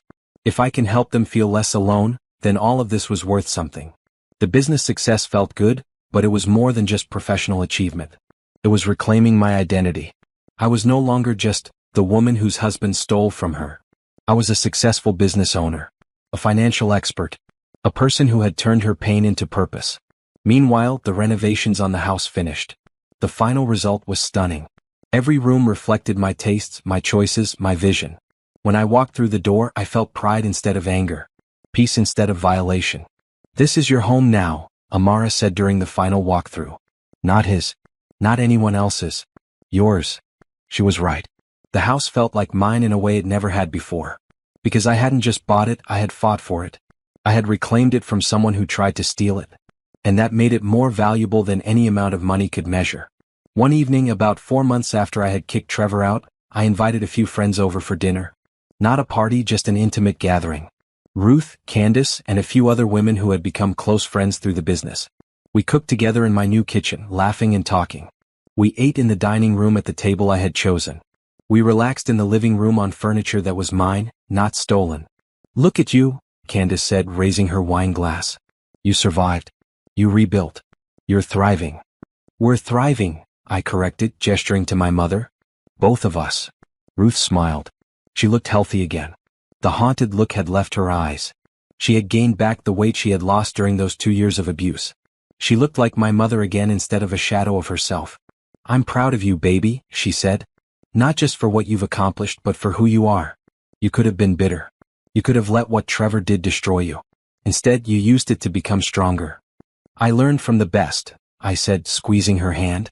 That night, after everyone had gone home, I stood in my living room looking at everything I had built. The beautiful house. The successful business. The relationships I had maintained and strengthened. The life I had reclaimed. Trevor had tried to take everything from me. He had failed. Not only had he failed, but I had built something better than what existed before. I was more successful now than I had been when I left for Dubai. I was more confident. More capable. More certain of who I was and what I deserved. The legal battles were still ongoing. The criminal trial was approaching. The divorce would take more months to finalize. But I had already won the most important victory. I had taken my life back. And no one was ever going to steal it from me again. I pulled out my phone and texted Bradford, "How's the case looking?" His response came quickly, "Strong. Very strong. Trevor's attorney is already making noise about a plea deal." I smiled. Trevor was beginning to realize he couldn't win. That all his lies and manipulations were catching up to him. That justice was coming whether he wanted it or not. "No deals," I typed back. "I want him to face trial for everything he did." "Understood. I'll let them know." I put my phone away and walked upstairs to my beautiful bedroom in my beautiful house. Tomorrow I had client meetings. New projects to manage. A business to run. A life to live. Trevor was becoming less relevant every day. Soon he would be nothing but a bad memory, a cautionary tale I could tell clients about the importance of protecting yourself financially. And then he would be nothing at all. Revenge wasn't just about destroying your enemy. It was about building something so strong, so successful, so undeniably yours that their existence stopped mattering. I was getting there. One day at a time. And it felt good. The criminal trial began on a cold Monday morning in November, almost 8 months after I had returned home to find my mother in that gray uniform. The courthouse steps were crowded with reporters. Somehow the story had leaked to the press, and now it was being covered as a cautionary tale about marriage fraud and financial abuse. "Miss Fletcher, how do you feel about seeing your husband on trial?" a reporter called out as I climbed the steps with Bradford at my side. I didn't answer. Bradford had coached me to say nothing to the press until after the verdict. Let the evidence speak, he said. Don't give Trevor's attorneys any ammunition. Inside the courtroom, I took my seat behind the prosecution table. My mother sat next to me, Candace on her other side. We had dressed carefully for this moment. Professional but not flashy. Credible. Sympathetic. Trevor entered from a side door, accompanied by his attorney, a slick-looking man named Gerald Hobbs who specialized in defending white-collar criminals. Trevor had lost weight. His face looked drawn. He was wearing a suit that was nice but not too nice, probably chosen to make him look less wealthy than he actually was. For a moment our eyes met. I saw a flash of something in his expression. Fear maybe. Or anger. Or just the realization that this was really happening and there was no way out.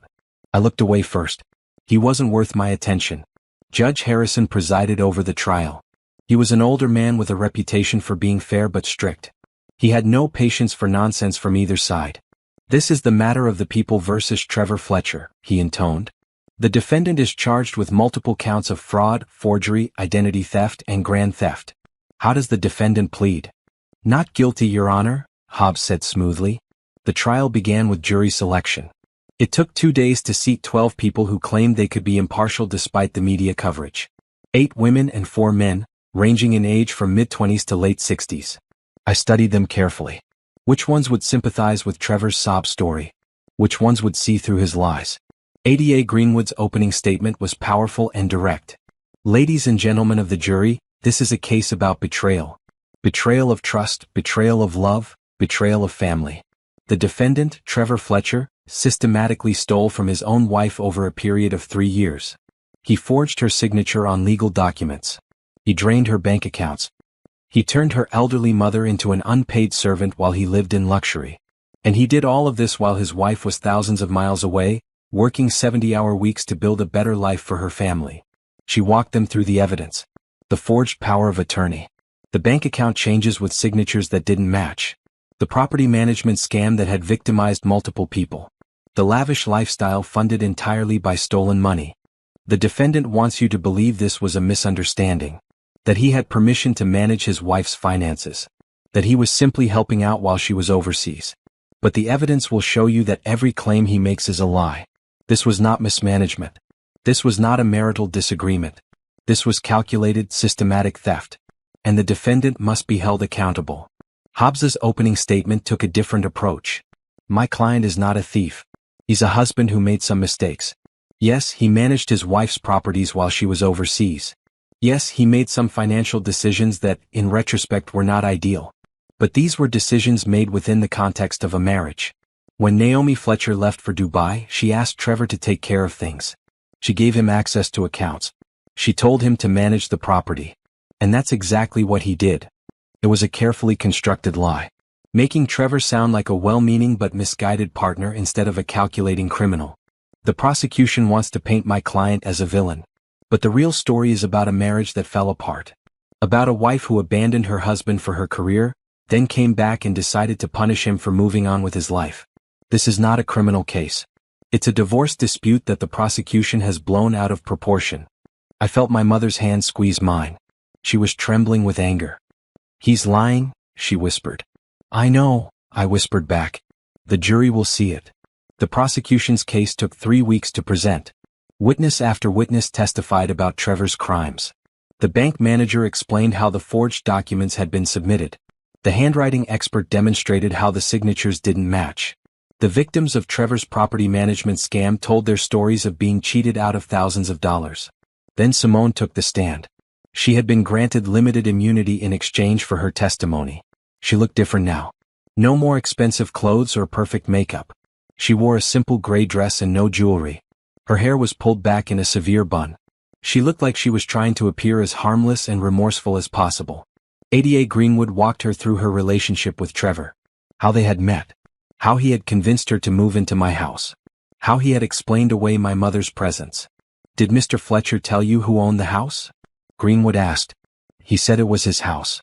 That he had bought it as an investment property. Did he ever mention his wife? Only to say they were separated and she was never coming back. Did you ever see documents that showed the house actually belonged to Miss Fletcher? Yes. After she came back, I saw the deed. I saw the mortgage statements. That's when I realized Trevor had been lying about everything. How did you feel about Ruth Fletcher, the defendant's mother-in-law? Simone looked down at her hands.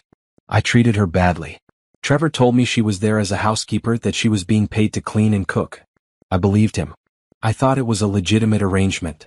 Did you ever question why an elderly woman was working as a housekeeper in what you thought was Trevor's house? I should have. But I didn't. I was too focused on enjoying the lifestyle Trevor provided. Hobbs's cross-examination was brutal. He tried to paint Simone as the real villain, someone who had manipulated Trevor and now was lying to save herself. You were sleeping with a married man, correct? Yes. You knew he was married. He said he was separated.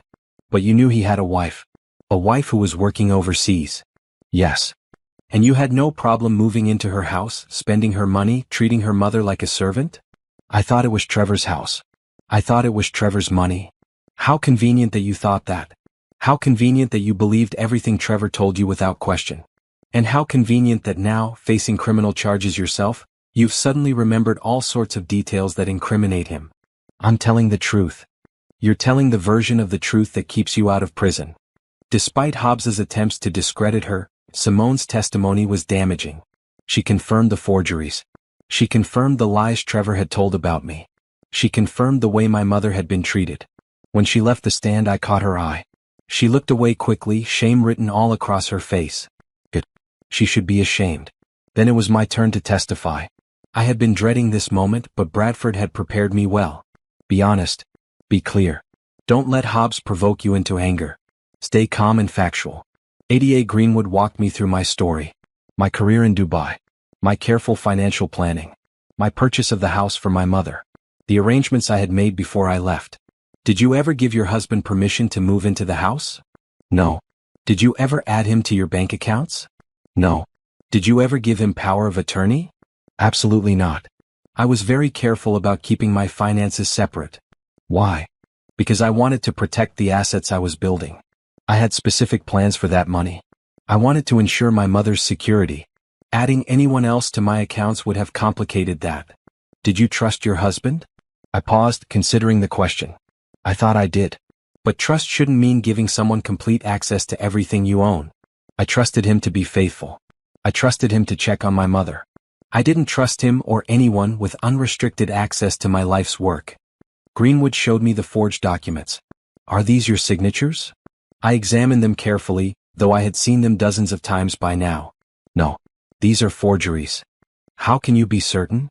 I pointed out the differences, the slight variations that only I would notice, the inconsistencies that the handwriting expert had confirmed. These documents are fake, I said firmly. I never signed them. Trevor forged my signature to steal from me. Then came the hardest part, describing what I had found when I returned home. The condition of the house. The furniture bought with my money. Simone in her red robe. And my mother in that gray uniform. How did you feel when you saw her like that? Greenwood asked gently. Devastated. Furious. My mother is the strongest person I know. To see her reduced to that, wearing a maid's uniform in her own home, looking defeated, it broke something inside me. What did you do? I got her out of there. I took her to a hotel. And I called my lawyer. I knew I needed to fight this legally. I knew Trevor needed to face consequences for what he had done. Hobbs's cross-examination was exactly as unpleasant as I had anticipated. Miss Fletcher, you're a successful businesswoman, correct? Yes. You make a substantial income. I do. And yet you kept all that money to yourself. You didn't share it with your husband. I supported us both during our marriage. Trevor didn't work. Because you wouldn't let him. That's not true. Trevor chose not to work. He said he was looking for the right opportunity. That opportunity never materialized. You held the purse strings in the relationship. I earned the money. I controlled it. Yes. That must have been emasculating for him. I felt my temper flare but kept my voice steady. I don't think providing for your family is emasculating. I think most people would call it responsible. You abandoned him to go work overseas. I didn't abandon him. I took a job opportunity that would benefit both of us financially. For 6 years. Yes. During which time you rarely visited. You were too busy with your career. I visited twice a year and called every week. Twice a year, Hobbs repeated as if that proved something. How much time did you actually spend with your husband during those 6 years? as much as my work allowed. So your work was more important than your marriage. My work supported my marriage. It supported my mother. It built the life I'm now having to defend because your client stole from me. You came home and found your husband had moved on. And rather than accepting that your marriage was over, you decided to destroy him. I came home and found my husband had stolen hundreds of thousands of dollars from me and turned my mother into a servant. Those are crimes, Mr. Hobbs. Not moving on. You're vindictive. I'm seeking justice. There's a difference. The cross-examination continued for another hour. Hobbs tried every angle to make me look like the villain. The cold career woman who neglected her husband. The controlling wife who wouldn't share her wealth. The vindictive ex who couldn't accept rejection. But I didn't break. I answered every question calmly and factually. When he tried to twist my words, I corrected him. When he tried to provoke me, I stayed composed. Finally, Judge Harrison called a break. I stepped down from the witness stand feeling drained but satisfied. I had told my story. The jury had heard the truth. Now it was up to them. The defense case lasted only 3 days. Hobbs called character witnesses who testified about what a nice guy Trevor was. Friends who claimed Trevor had told them I gave him permission to manage my finances.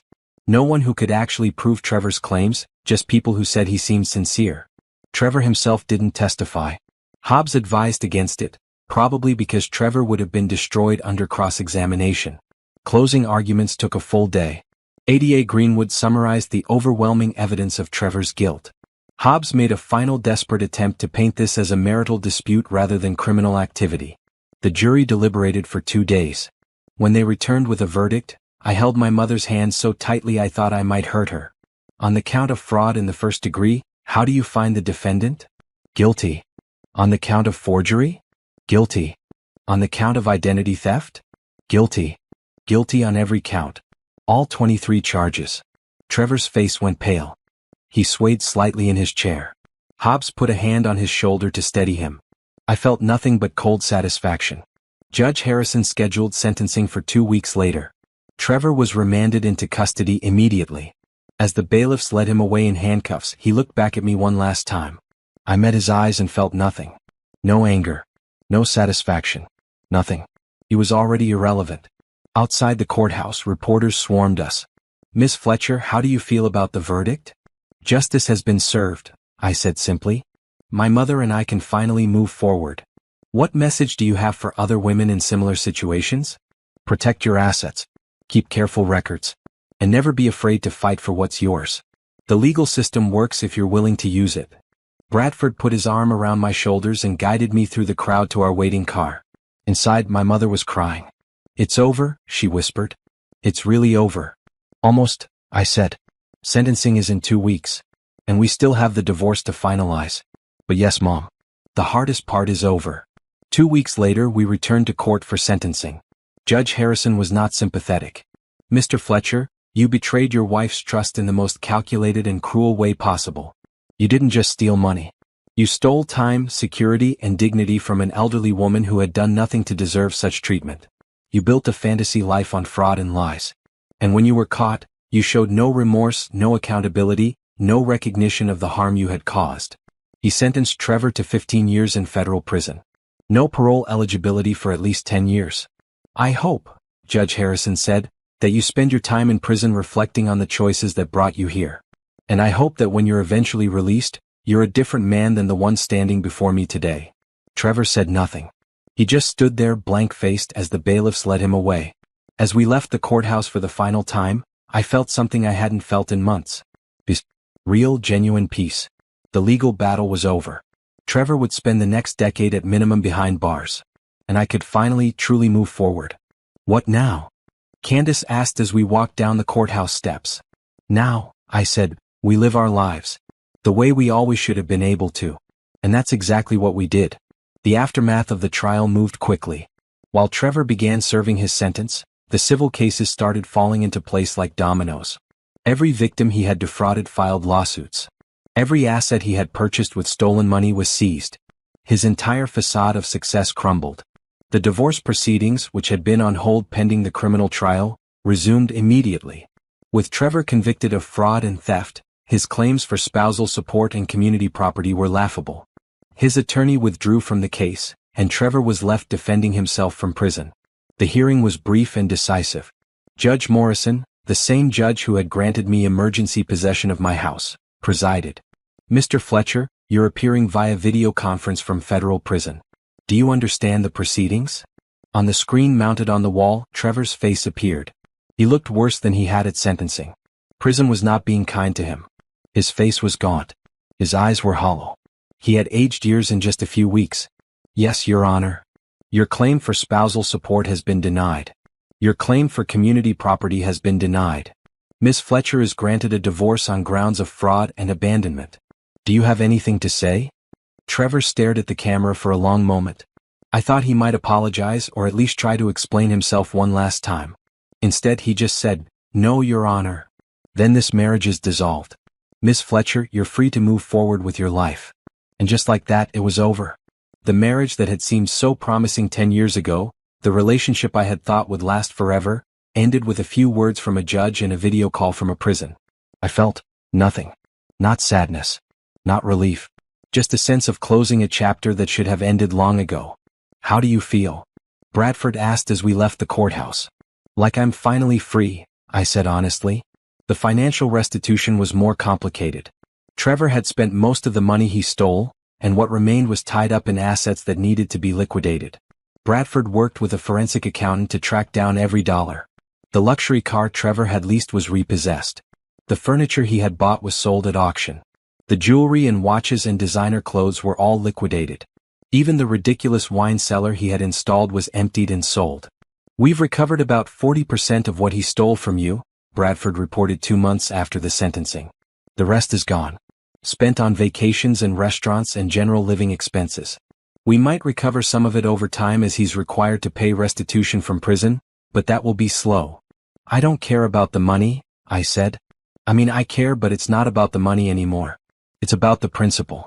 He can't pay back what he stole, so he's paying with his freedom. That's enough. You're remarkably philosophical about losing almost $400,000. I've made it back, I said simply. My business is thriving. I'm earning more now than I was in Dubai. The money Trevor stole hurt, but it didn't destroy me. That's the real revenge. Meanwhile, Simone's life had also fallen apart. True to the prosecution's deal, she pleaded guilty to a misdemeanor and received probation instead of prison time. But that didn't save her from social and professional consequences. Her notary license was permanently revoked. She lost her job. Her family, who had been wealthy and well-connected, disowned her when the scandal broke. The life of comfort and luxury she had enjoyed while living in my house vanished overnight. I heard through Candace, who heard through someone else, that Simone had moved back to her hometown and was working as a waitress at a chain restaurant. Her parents refused to help her financially. Her friends had abandoned her. She was living in a small apartment, struggling to make rent. Do you feel bad for her? Candace asked when she told me this. No, I said without hesitation. She made her choices. She knew what she was doing was wrong. She participated actively in abusing my mother. She doesn't deserve my sympathy. That's cold. That's fair. Simone had every opportunity to walk away. She had every opportunity to do the right thing. She chose not to. Now she's living with those choices. The other victims of Trevor's property management scam also got some measure of justice. The FBI investigation led to the recovery of some of their money. Not all of it, but enough to make a difference. Each of them thanked me personally for pushing the investigation forward.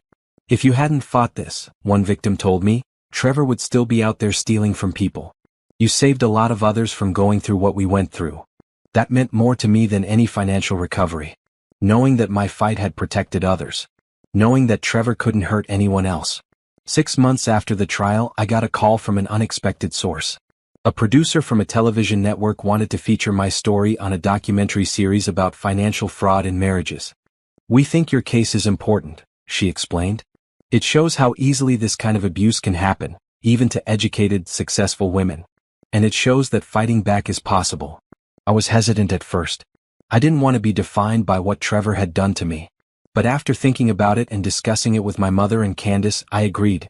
If telling my story helps other women recognize the warning signs, I told the producer, then it's worth the discomfort of reliving it. The documentary filmed over several weeks. They interviewed me, my mother, Bradford Ada Greenwood, even some of Trevor's other victims. They shot footage of my house, my business, my new life. When it aired 3 months later, the response was overwhelming.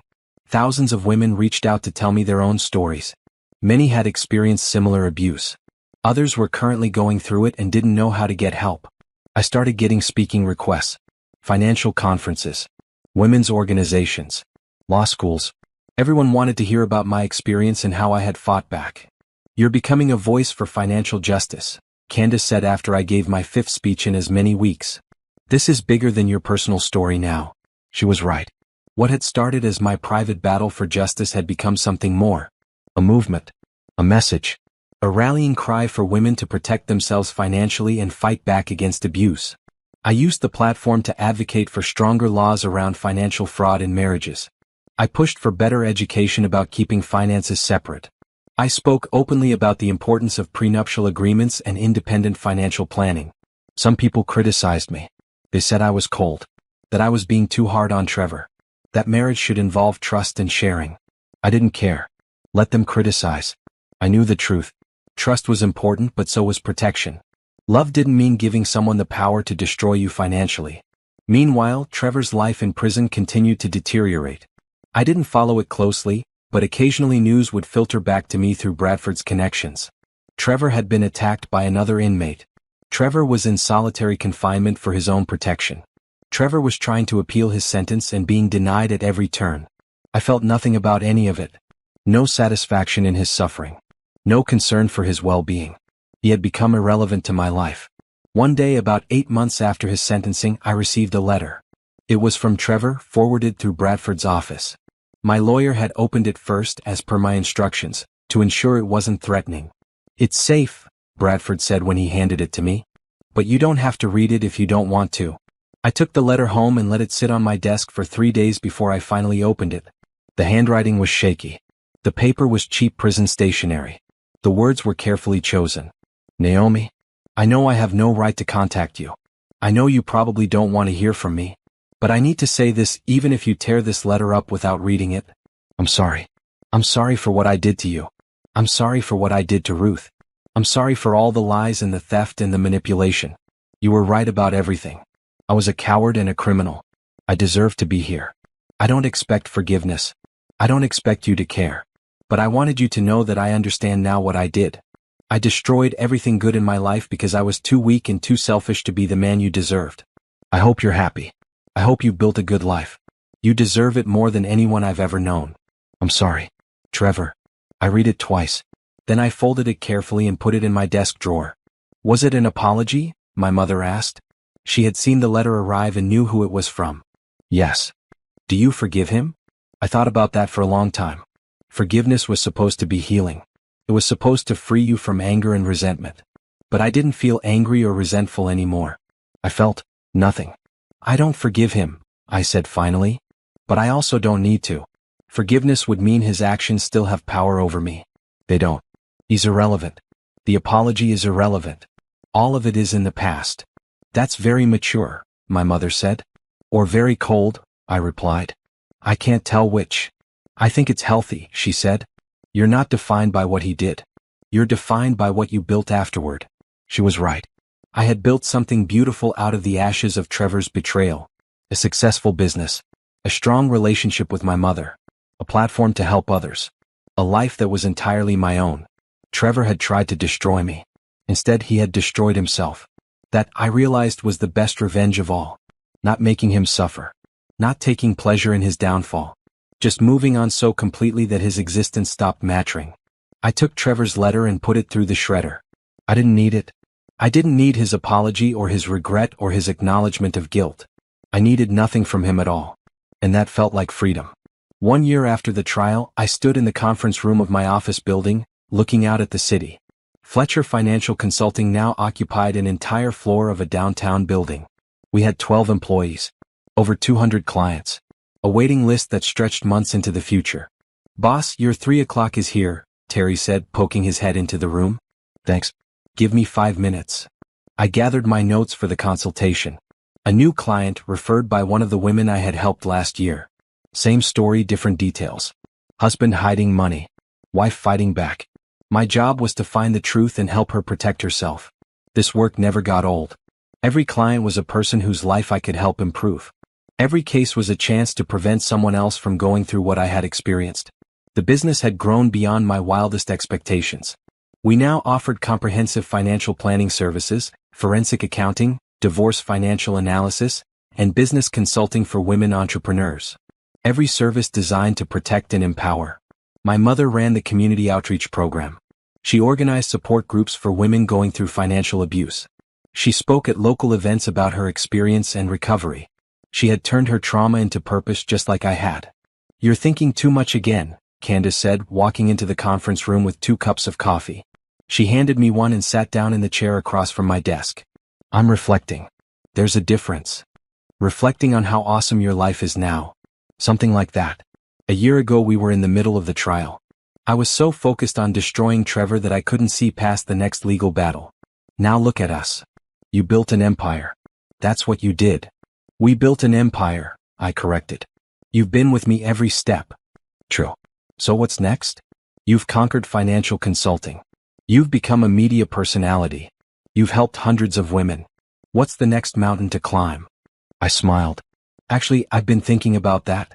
I want to start a foundation. A nonprofit that provides free financial services to women who can't afford private consultants. Education programs. Legal fund assistance. Everything they need to fight back against financial abuse. That's ambitious. Everything I do is ambitious. Fair point. When do we start? Already started. I've been meeting with attorneys about setting up the structure. I want to launch it next year. Candace grinned. Of course you do. You know what your problem is? You never stop. You're always moving on to the next thing. Is that a problem? No. It's why you're successful. But sometimes it's okay to just be. To enjoy what you've already accomplished without immediately jumping to the next goal. She had a point. I was always planning, always building, always moving forward. Maybe it was time to slow down and appreciate where I was. That evening, I went home to the house that was truly mine now. The renovations had been complete for months, but I still felt a little thrill every time I walked through the door. This was my space. My sanctuary. No one could take it away from me. My mother was in the kitchen, cooking dinner. The smell of her famous pot roast filled the house. "You're home early," she said, giving me a hug. "Wanted to have dinner with my favorite person. Flattery will get you an extra serving of dessert." We cooked together, talking about our days. Ruth told me about the support group meeting she had facilitated. I told her about the new client and the foundation plans. "You're doing so much good," she said. "I'm so proud of you. I learned from you, Mom. You never gave up even when Trevor was doing everything he could to break you. That's strength. That's what I try to channel every day. We're both survivors," she said. "And we're both thrivers." After dinner, I went up to my home office to answer some emails. One caught my attention. It was from a woman named Brielle, one of my early clients. She had been going through a brutal divorce when she first came to me. Her husband had hidden millions in offshore accounts, and I had helped her uncover all of it. "Naomi, I wanted to let you know that my divorce was finalized yesterday. Thanks to your work, I got a fair settlement. But more importantly, I got my confidence back. You showed me that I didn't have to accept being treated badly. You showed me how to fight. I'm starting my own business now, following in your footsteps. Thank you for everything." I read the email 3 times. This was why I did what I did. Not for the money, though the business was profitable. Not for the recognition, though that was nice. For moments like this. For knowing that I had helped someone reclaim their life. Over the next few months, my life settled into a comfortable rhythm. I worked hard during the week, consulting with clients and building the foundation. Weekends were for my mother, for Candace, for the small circle of close friends I had built. I dated occasionally, though nothing serious. Men approached me at conferences and events, but I was cautious now. I knew the warning signs. I knew what real partnership looked like versus what manipulation looked like. I wasn't in a hurry to trust anyone with my heart or my assets again. "You're going to be single forever if you don't relax a little," Candace told me after I turned down another date from a perfectly nice lawyer who had asked me out at a networking event. I'm fine with that. Being single is better than being with someone who might steal from me. Not everyone is Trevor. I know. But I also know that I'm happy right now. I don't need a relationship to complete me. If the right person comes along, great. If not, I'm still living a full life. The foundation, which I named the Ruth Fletcher Foundation for Financial Justice after my mother, launched in April. We held a gala fundraiser that raised over $300,000 in one night. Business leaders, politicians, and celebrities attended. The media coverage was extensive. My mother gave a speech that night, talking about her experience with financial abuse and how important it was that women have access to resources to fight back. I spent 2 years feeling powerless, she told the crowd. 2 years believing I had no choice but to accept the way I was being treated. But my daughter showed me that we always have choices. We always have power. We just need the right tools and the right support to use them. There wasn't a dry eye in the room. The foundation started taking clients immediately. Women who couldn't afford private consultants. Women who were trapped in abusive financial situations.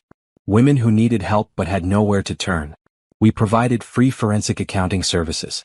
We connected them with attorneys who worked pro bono or on sliding scale fees.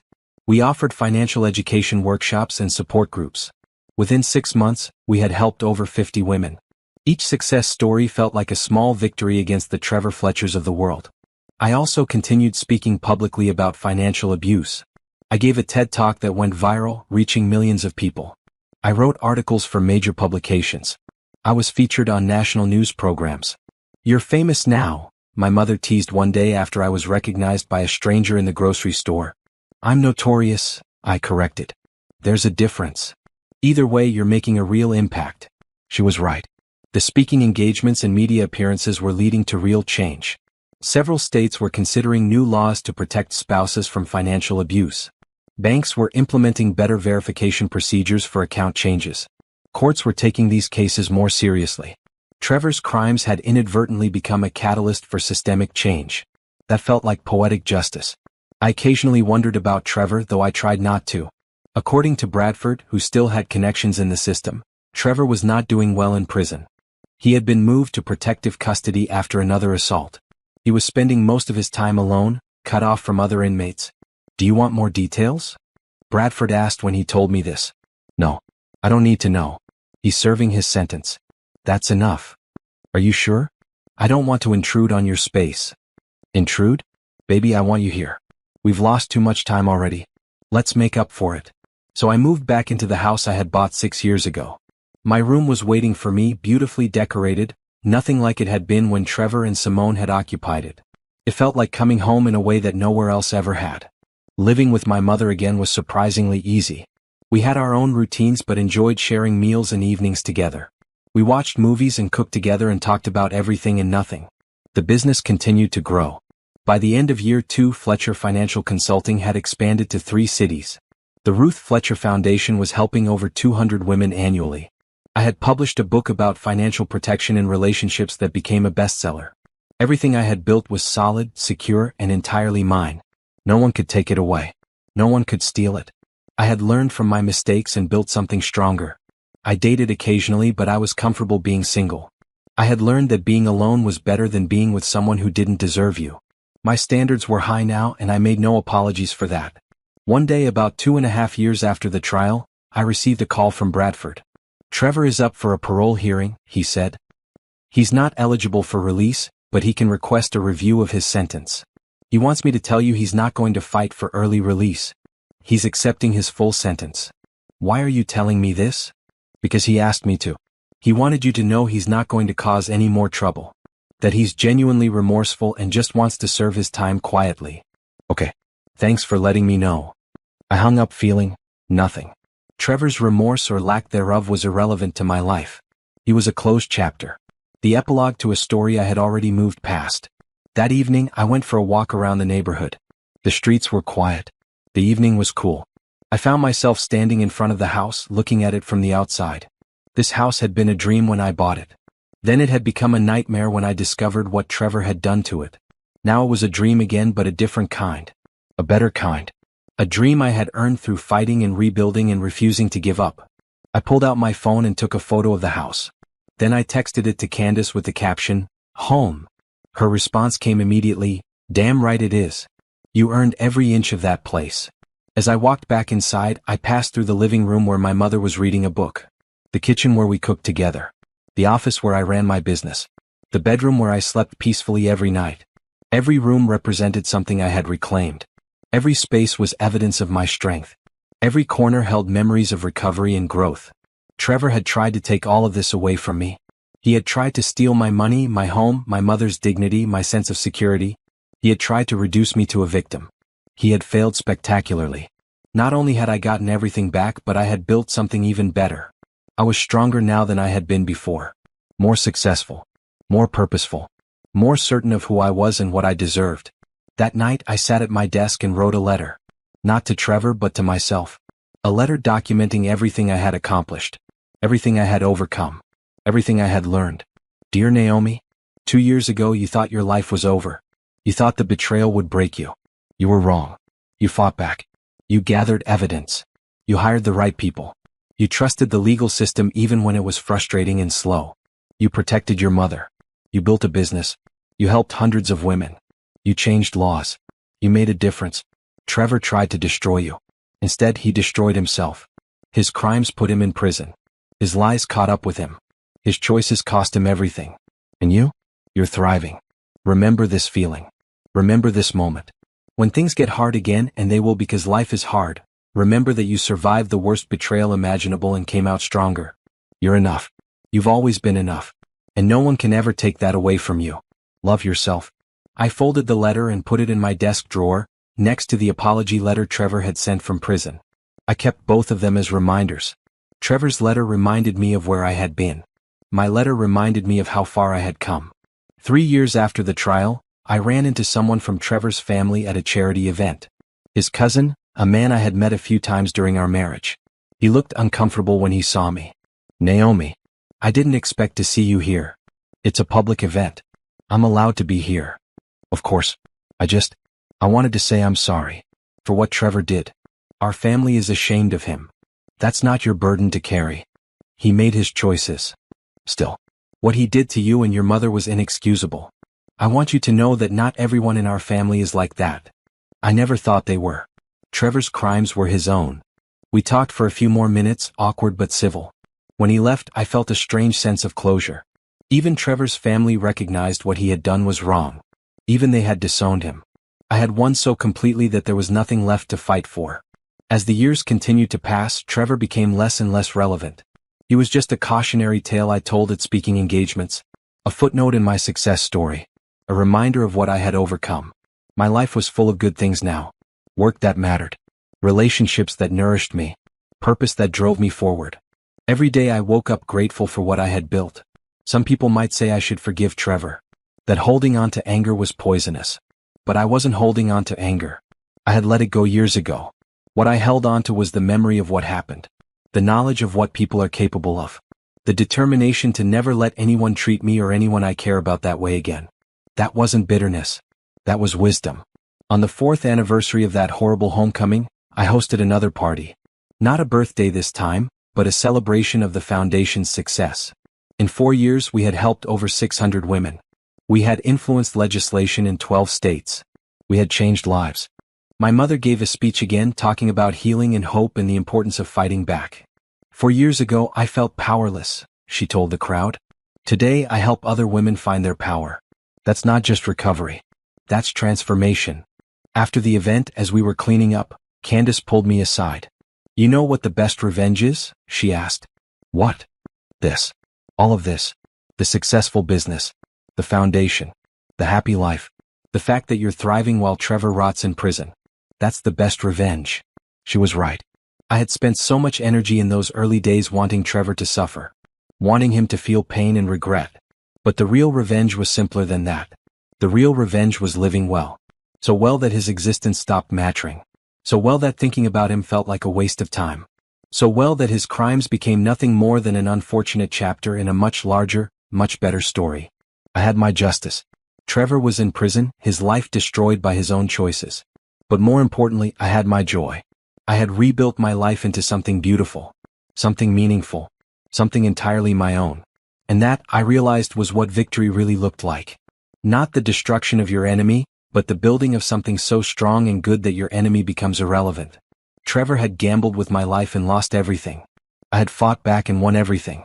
The ending was happy not because he suffered, but because I thrived. And I intended to keep thriving for the rest of my life. As I stood in my beautiful home, surrounded by people I loved, doing work that mattered, I felt something I hadn't felt in years. Pure, uncomplicated happiness. Trevor had tried to steal my future. Instead, I had built a better one. That was justice. That was joy. That was the happy ending I had earned. And it was only the beginning.